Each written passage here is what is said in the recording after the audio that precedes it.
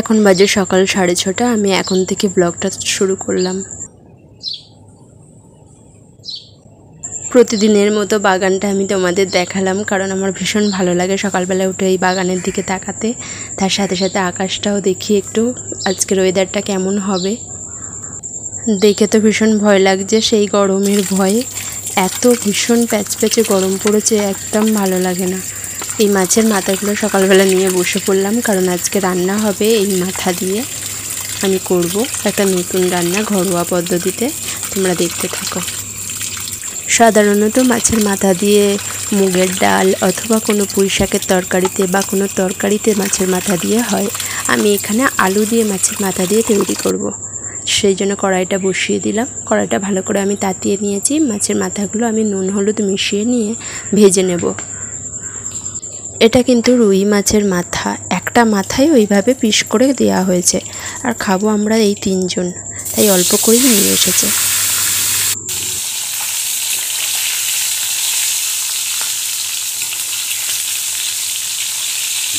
খুব একটা বেশি কড়া করে ভাজবো না, হালকা লাল লাল করে আমি তুলে নেব। প্রথমে দুটো ভেজে নিলাম, তারপরে এইভাবেই আমি তুলে নিচ্ছি।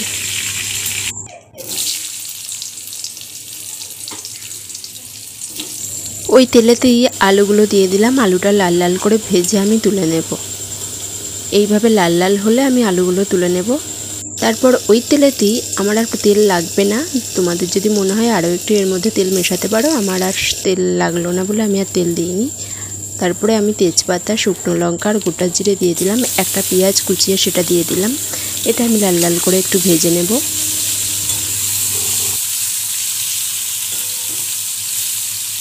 বেশ কয়েকটা কাঁচা লঙ্কা আমি দিলাম। এটা একটু ঝাল ঝাল করে বানাবো। আমি একটু আদা পেস্ট দিলাম। এবার একটু পরিমাণ মতো হলুদ, নুন, চিনি দিয়ে তারপর লাল লাল করে ভাজবো, কষাবো। একটু জল দিয়ে দিয়ে আমি কষাবো।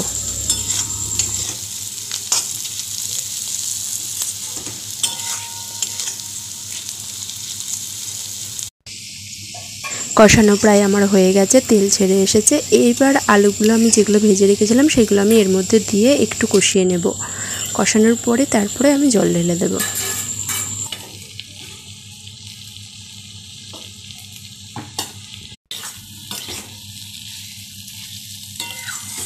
এভাবে ঘরোয়া পদ্ধতিতে রান্না করলে কিন্তু খেতে ভালোই লাগে। সাধারণ এবং সিম্পল রান্না, তোমরা খুব সহজে বাড়িতে বানাতেও পারবে। আর এইগুলো খেতে টেস্টিও হয়, খুবই সুস্বাদু হয়। আলু দিয়ে মাছের মাথা দিয়ে হয়তো কোনো দিন খাওনি, তোমরা একটু করে খেয়ে দেখো, ভালোই লাগবে। এরপর আমি জল ঢেলে দিলাম। জলটা যখন ফুটতে থাকবে আমি মাছের মাথাগুলো দিয়ে দেব। আমার আজকে মাছের মাথার আইটেম রেডি। আরও একটা রান্না আমি বসাবো, যার জন্য আমি কড়াইটা বসিয়ে দিলাম। কড়াইটা একটু তেতে এলে কালো জিরে দিয়ে দিলাম।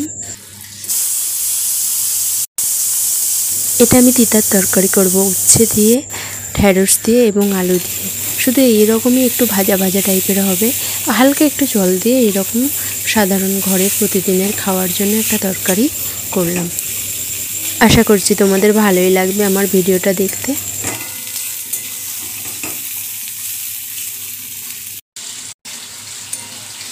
ঢ্যাঁড়সের তরকারি আমার হয়ে গেছে। এরপর আমি এসে দেখলাম আমার হাজব্যান্ড অনেকগুলো বাজার করে নিয়ে এসেছে। তার মধ্যে কুমড়োটা ছিল ভীষণ সুন্দর দেখতে লাগছে, আমি এই জন্য তুলে তোমাদের দেখালাম। এরপর আমি বিকালে চলে এলাম বাসন মাজতে কলতলায়। তখন বাজে 5:30। আর তোমাদের মাঝে আসতে পারিনি। সেই সন্ধ্যাবেলা আমি চলে এলাম তরকারি তৈরি করতে, তার জন্য কড়াইয়ে বসিয়ে দিয়েছি। পরে তোমাদের একটা রান্না করে দেখাবো, সেটা সাধারণ, খুবই সাধারণ রান্না, একটা কুমড়ো দিয়ে আলু দিয়ে মিষ্টি মিষ্টি তরকারি। তার জন্য তেল গরম করে আমি একটু 5 ফোড়ন দিয়ে দেবো, কারণ এই তরকারিটা 5 ফোড়ন দিয়েই ভালো হয়। আমি কুমড়ো দিয়ে আলু দিয়ে একটু লাল লাল করে ভেজে তারপর এটা কষিয়ে একটু নিয়ে, আর কিছুই দেবো না, একটু কাঁচা লঙ্কা দেবো, 2টো কাঁচা লঙ্কা চিড়ে আমি এর মধ্যে দিয়ে দেবো। দিয়ে একটু কষিয়ে নিয়ে জল দিলেই আমার রান্নাটা তৈরি হয়ে যাবে।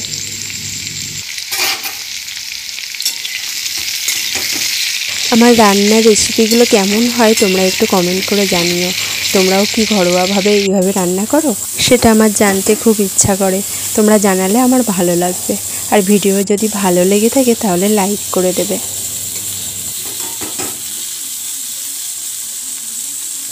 তরকারি আমার প্রায় হয়ে এসেছে। এবার আমি জল দিলেই আমার এই তরকারিটা তৈরি হয়ে যাবে।